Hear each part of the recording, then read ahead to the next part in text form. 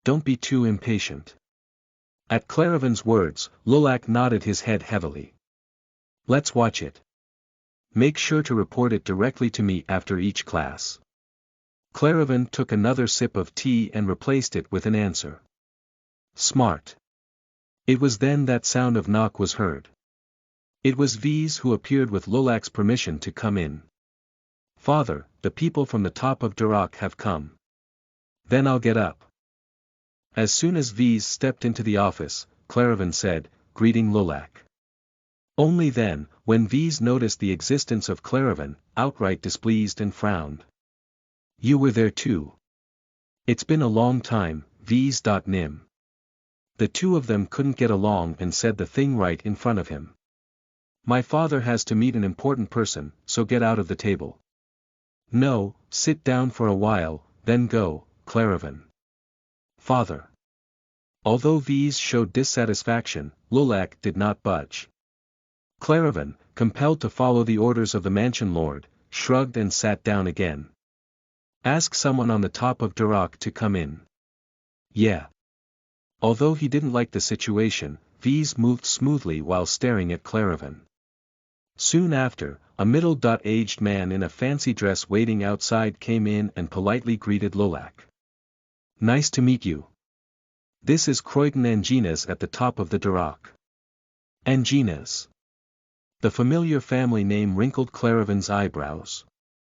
Anginas was the current empress's family and the family of Cyril, the wife of V's. Claravan quietly folded his arms. I'm Lulak Lombardy. Sit down and share the story. Even in the short moment as Croydon sat down, V's couldn't hide his recalled face and shake his ass. I heard the story from my eldest son, but will you tell me about the plan again? At Lulak's words, Croydon cleared his throat. The explanation was lengthy.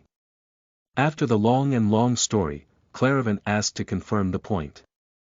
So, you trying to bring textiles from the east, process them, and sell them, but the current Durak tops don't have enough room to go up again such long distances, so you want to ask me to transport them to the top of Lombardy.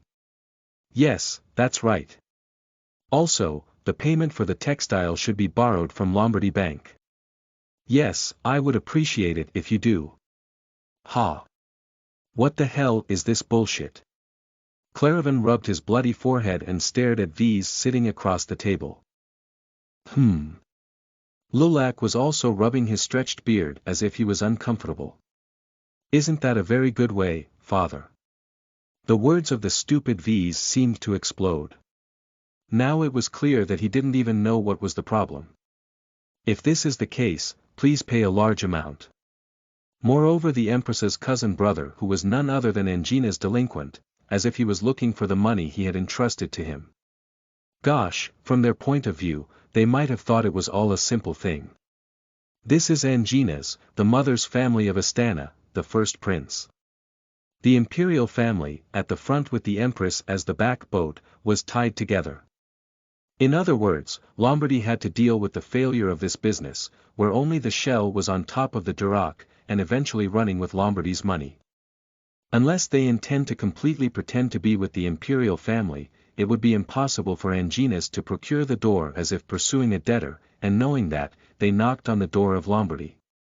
Who doesn't know what kind of storm that will appear in each of those words? The only one that didn't know about this was V's, who is now smiling.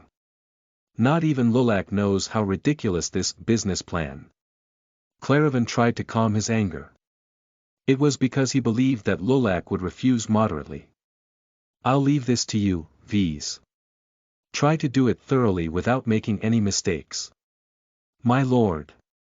Claravan, startled, exclaimed, but Lulak did not open his mouth again. Yes. Trust me, father. V's was inclined to run away with Durak's top lord before his speech changed. Claravan, who alternated between Lulak and V's, who were consistent in silence, stood up from his seat and said firmly, hoping that he couldn't. Let's look at the things and talk before. It was V's who was embarrassed by the sudden intervention. What kind of thunderbolt is this in the midst of happily saying it was done?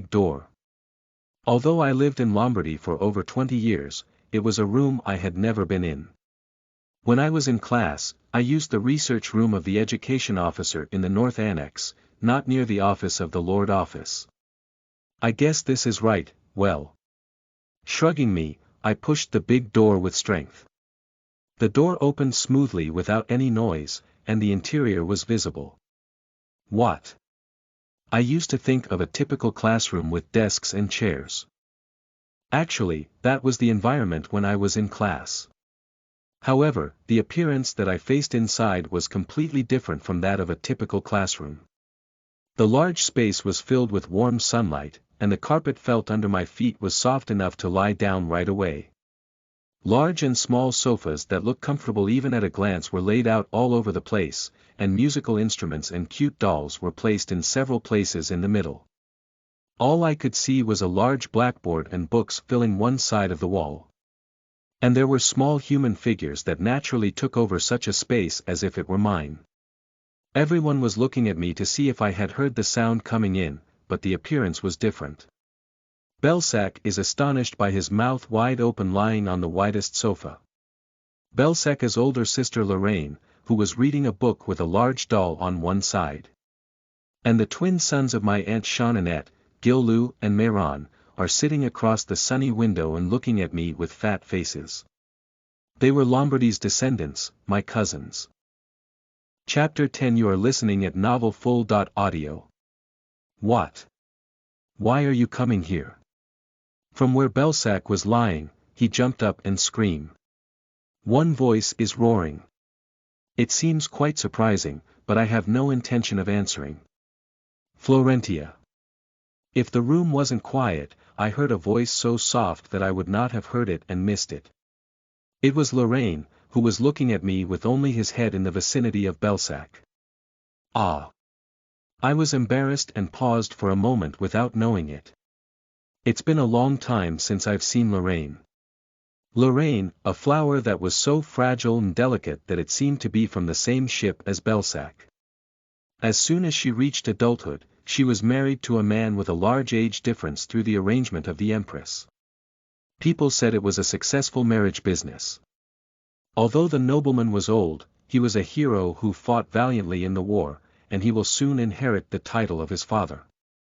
No one knew how quickly a flower that fell alone in her husband's estate far away from Lombardy, which is right next to the emperor's commandment, will wither. It turned out that the husband was not a person who was attached to the family enough to take care of his young wife, and the servants of the house disregarded Lorraine as a pretext for this. When Lorraine asked for help from her family, it was after Vise has already had a business with her son. In law. The answer that came back from her trusted parents was just saying, "Do better." So Lorraine dried up and soon returned to the dirt. Too young, at a young age. Lorraine, who cried after the wedding, saying that he did not want to leave Lombardy, was the last image I had ever seen. Are you taking classes now? Although she is 5 years older than me, the image of holding a large doll tightly was the image of a young lady of a noble family who grew up looking only at beautiful things. Yes, I came to take the class from today. I nodded and answered Lorraine's question. Belsac groaned as if he was upset at my answering Lorraine's questions, and ignoring his question. Lie. He stepped up and acted as if he was going to do anything right now, but all he did was walk away and bark like the king. Liars. Something like you is taking classes. This made it clear. Belsac was still less beaten.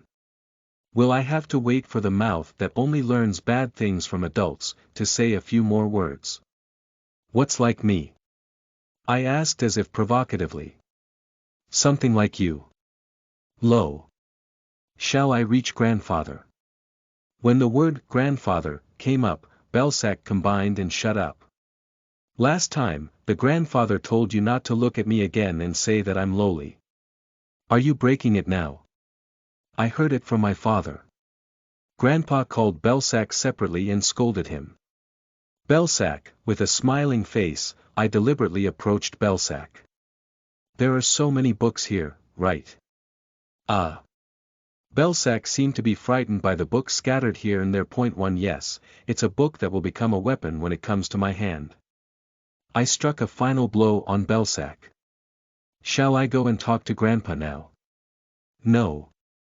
The guy who retreated and frowned behind the stumbling movement eventually turned around and stomped back to the place where he was lying down before. Oh, of course, he couldn't beat me, so he didn't forget to kick the innocent doll nearby. Yes, where are you going to go with that personality? Still, I sighed, it's saying that I was fortunate that I had defeated the puppy I was trying to tackle. It was Gil-Lou and Mayron sitting side by the window. The two were 11 years old this year and were the sons of Aunt Jeanninette, the eldest of my father's sister. Yes. Why are you looking at me like that? When it was embarrassing. Actually, of my cousins, these two were the least informed. Since they are identical twins, they always fall into their own world, so they have no interest in the world around them. If my cousins other than Lorraine ignored me, these kids were completely indifferent.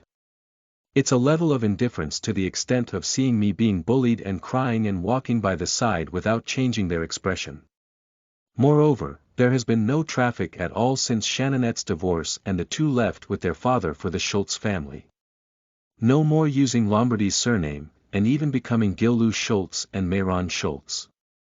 His handsome appearance and early knighthood seemed to make him quite famous in the social world, but it was a different world story for me, who was busy working. Florentia. The two spoke at the same time, as if they had had their breaths in advance. You said you hit Belsac. And you said you won. But something is a little weird. The faces of Gil-Lou and Mayron, who always had fat faces, seemed to be alive. Besides, the two were smiling, though faintly. What are these guys? It's scary. I sat on a large sofa near the window, across from Belsac, crying for a retreat. Most of them are young people using this room, and I liked the fact that it was a low-rise chair that wouldn't have to climb. At that time, Gil-Lou spoke to me, tapping the windowsill. Come here and sit down. What? Let's sit down with us. Mayron received the word. The two men's golden hair shone brighter in the sunlight from outside. I looked back at them for a moment and said, if you want to sit with me, you two come over here. I could see the two people's golden eyes moving together at the same time. Don't tell me to come and go. I said so and turned my head around again. I don't remember them being mean to me, but it was because I was in a bad mood. I felt like I was trying to get someone out with a single word. Lombardy's children are very proud. So, Gil-Lou and Mayron will soon become angry like Belsac. Dump. The sofa where I was sitting shook a little. What is it? Suddenly, two people came to this side and sat down as I said. It is also on both sides of me. If you want to sit down with Florentia, come here. So you're here, Tia. Yes, let's call it Tia. Yes, let's do it. One they like it with a laugh after exchanging words like comic stories. I don't know, their mental world. I shrugged. I want to sit together, but I can't ask to sit somewhere else. It was when I gave up halfway. The door opened and Claravan entered. Everyone is here. Then I'll start class. Ha! Just like this. I looked around in embarrassment. However, everyone except me has no signs of embarrassment. But there are no books, no pen. At that time, the paper and writing instruments placed on one side of the room caught my eye. Does it mean to take it if necessary? However, the other cousins were only looking at Claravan empty-handed. Let's notice it. I hugged the cushion and looked at Claravan standing in front of the board. From today, we will learn about commerce, one of the important businesses of the Lombardy family. Oh, it's a commercial. Interesting. That's how the full-scale class began. And I was embarrassed. Point 1, commerce means, behind Claravan's quiet voice, there was a sound that lingered like background music. Crumpew. Oh yeah. It was Belsaca's snoring sound scattered across the sofa. It's not that loud, but it couldn't have been heard by Claravan. I wanted to wake you up at a glance, but I continued the class as if I had never seen it again. At that moment, I felt a little chicken meat growing. A teacher who is scolded and forced to teach is rather affectionate. Claravan didn't intend to force a guy who didn't focus on class like that in the first place. Leave it to sleep without waking it up. But it will be on the report after class. I felt Mehran, who was sitting next to me, lost interest in class and opened the book next to me. At that time, I could see Claravan giving a short glance towards him. You are seeing it all. I quickly fixed my posture. And I started showing I'm listening hard with my whole body. I open my eyes poop, and sometimes my head nods. Point 1 at first, it was acting, but afterward, I took a class with great concentration without knowing it. It may be a boring lecture for young children, but it was an interesting class to feel Claravan's profound knowledge of commerce. Okay, then today's class is pretty good. I forgot about the passage of time and concentrated on it, so it was over. Feeling a bit of regret, Belsac, who had fallen asleep, woke up with his eyes open and brushing his saliva. You hear the sound that class is over like a ghost. I have special homework today. Homework. Lorraine, who had just gotten up with a doll, asked back in surprise. As if homework wasn't common, Belsac as well as the twins were surprised. The deadline is until the next class. Homework. Claravan, who was smiling strangely, comes out with something behind the board. Thud. When I put it down on the floor, a rather heavy sound rang out. Log. What Claravan took out was a thick log with the top and bottom cut off. Originally, it was a fairly large tree, but the circumference of it was just as tall as an adult, and it was a really literal log, reaching up to Claravan's knees. This is a B.O. tree that grows quickly, is hard, and is lighter than others, so it is widely used on the continent for a variety of purposes. How do you do that? Belsac asked bluntly. But Belsac wasn't the only one surprised by Claravan's sudden behavior. Both Lorraine and the twins were staring at the log in front of them. Maybe my facial expressions aren't that different either. Claravan, who looked at us, smiled a strange smile and said in a very refreshing manner. You can sell this until the next class.